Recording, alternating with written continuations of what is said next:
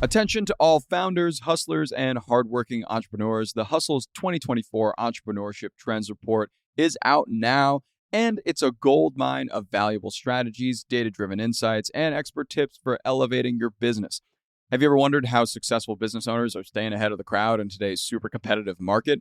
Well, we talked to over 500 small business owners to uncover how they're doing it and did a ton of research so you don't have to. We know you're busy building your business, so we got you covered. The Hustle's 2024 Entrepreneurship Trends Report is something you don't want to miss. This right here is the future of entrepreneurship. So stop what you're doing right now and check the link in the show notes to get that report right now. Good morning, everyone, and welcome to Tuesday, September 24th. I'm John Weigell here with Sara Friedman, and this is the Hustle Daily Show.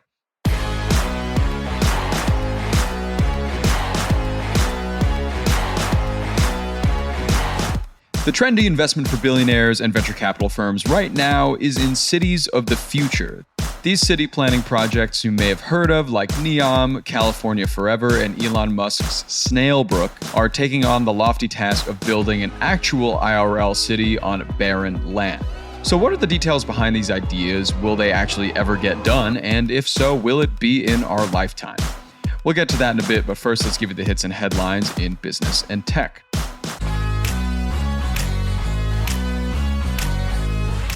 Starting us off today, the U.S. Commerce Department proposed a ban of Chinese and Russian-made car parts, specifically connected hardware or software, citing a threat to national security. Next, Oreo owner Mondelez bought a majority stake in Everth, a Chinese cake and pastry company, to accelerate growth in the segment. Good for them. From there, we go to Unicode Consortium, the nonprofit responsible for global emoji, approved 8 new symbols coming in 2025. Hooray! An exhausted emoji with bags under his eyes was voted the most anticipated in the World Emoji Awards. Sara, how much are you deeply anticipating being able to communicate your tiredness with an emoji? Yeah, I mean, sadly, I see why that one will probably be very popular, especially, going into the new year and the winter. But there are a bunch of other pretty niche symbols. There was a root vegetable, a harp, a leafless tree, a fingerprint, a shovel, some sort of a purple splatter, and a flag for the English Channel island called Sark. So it's an interesting bunch. So some you might use more than others. I will point out that apparently the leafless tree is specifically meant to raise awareness on droughts and climate change. And the others, I don't know, it will be left up to our imagination what the purple splatter is about. The purple splatter looks really weird. Kind of looks like the Nickelodeon splatter, but just purple instead of orange. And rejoice to the citizens of Sark. Finally, they are known in the emoji code. Look at that. Texting just got easier for them. Yeah, finally. Over from emojis, we go to TikTok. TikTok launched a redesigned subscription program in eligible markets that lets creators share exclusive videos, notes, and lives with paying subscribers. TikTok introducing a subscription tier. Super interesting. Companies like YouTube, obviously, and Twitch have done this in the past, of course, with other companies like Patreon. So fascinating that TikTok is bringing more monetization possibilities to the platform. And finally, U.S. billionaire Dan Friedman will buy English Premier Soccer club Everton F.C. pending regulatory approval. Billionaires love buying stuff, and that'll be very, very similar to our main story of the day. On to our main story. We love a good billionaires doing billionaire things. So today we're focusing on the goal of many of our wealthy overlords to plan and build new futuristic cities. So, Sara, who is actually pushing forward plans like these? Yeah, so one person who is working on this recently is a serial entrepreneur and VC named Balaji Srinivasan, and he is working on something that he's calling network states. So essentially, he thinks that we should start founding new countries the way that we create new tech startups. So network states are essentially starting the way that any online community does, which is around, shared values and interests. But then they would move into real life and they would acquire real plots of land and start actually implementing their own laws and rules the way that a normal government would.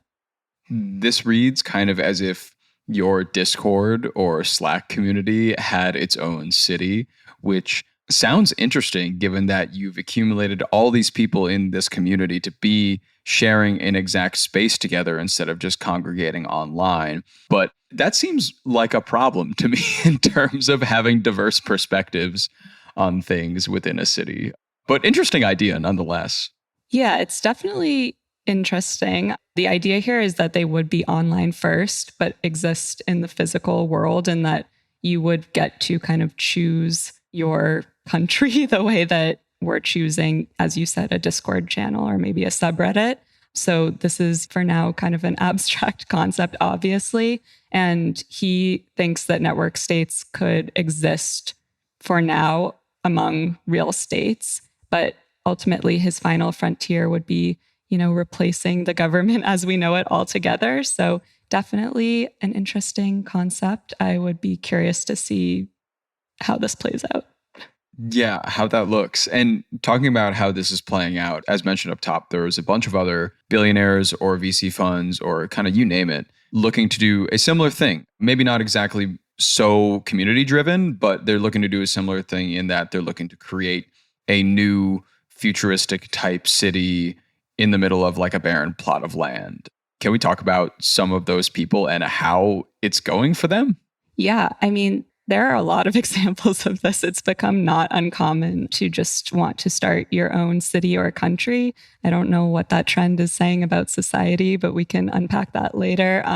But we've written a lot about Neom, which is a $500 billion desert utopia, which is headed by Saudi Arabia's crown prince. And it includes an 106-mile-long city called The Line. That plan is not going so well so far. The city's original goal was to have 1.5 million residents living there by 2030. That's already been reduced to around 300,000.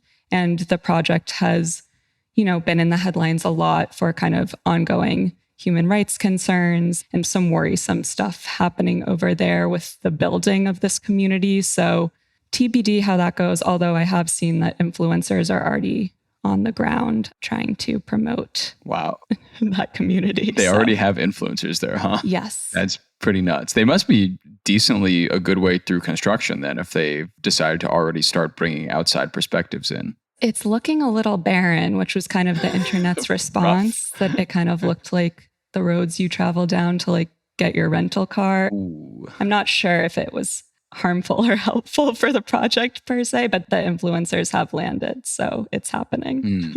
Yeah, not so good. I mean, we did see that number previously, maybe a few months ago, that it would be 1.5 million residents.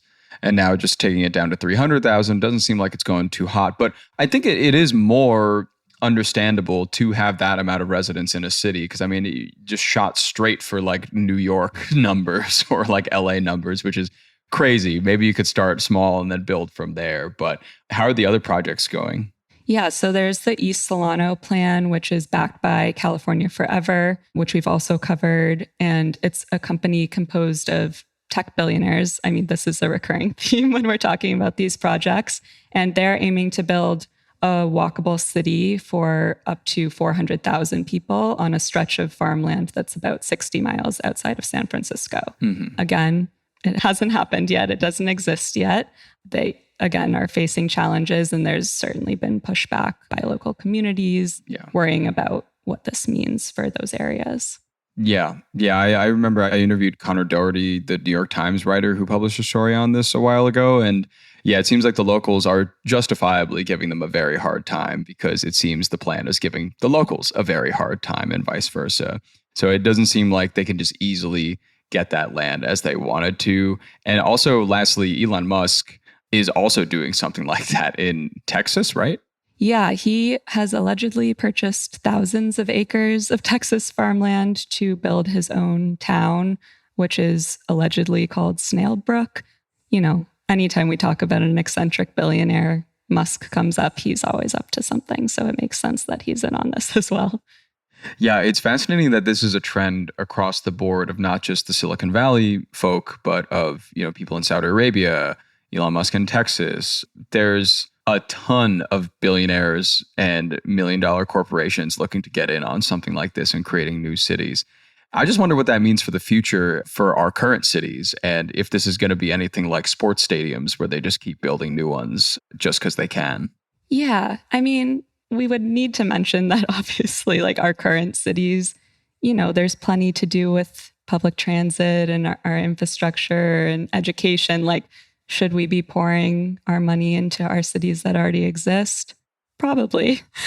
So that needs to be said in these conversations for sure. Certainly the idea of building a utopia seems to be something that deep-pocketed people can't stay away from. So I think we'll probably continue to see people try their hand at this. But yeah, it's important to note that, none of these have happened yet. So there's obviously a reason for that. I think there's just tons of obstacles in the way for good reason for building a city or a country from scratch. Yeah, I'm seeing the 2030 endpoint a lot for these kind of projects. And I suppose when 2030 rolls around, we'll have a more accurate idea of if these worked out or not. But right now, it just seems like they're kind of lagging a bit behind already of that goal. Yeah, it kind of feels like when we used to talk about flying cars and we kept having to push the date of those being released. It's feeling a little bit similar. I'm thinking 2030 is not the year. Yeah, we did finally get driverless cars, though. That's happening right now. Yeah. It's true. All the time.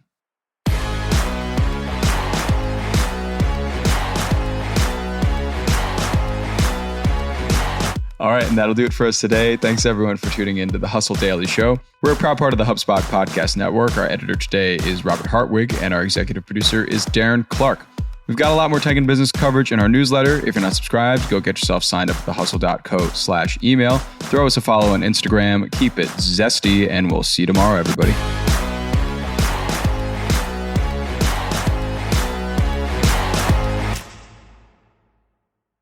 With access to so much information, it's hard to feel like an informed, discerning citizen. That's why Make Me Smart, a podcast from Marketplace, makes it easy for you to stay in the know. Each weekday, hosts Kai Rizdal and Kimberly Adams unpack the latest from DC, explore the day's tech news, and they make sense of the economy. Because in a world that's constantly changing, we all need to stay smart. Listen to Make Me Smart wherever you get your podcasts. Super quick question here. How many tabs do you have open right now? If you're like me, it's a lot. And if you're running a business, it's a lot more. And with all those tabs, you're spending more time searching through data and less time, growing your business. But HubSpot's customer platform brings all your tools into a single, powerful place that your teams can use together. So close those tabs. It's business growing time. Visit HubSpot.com to get started today.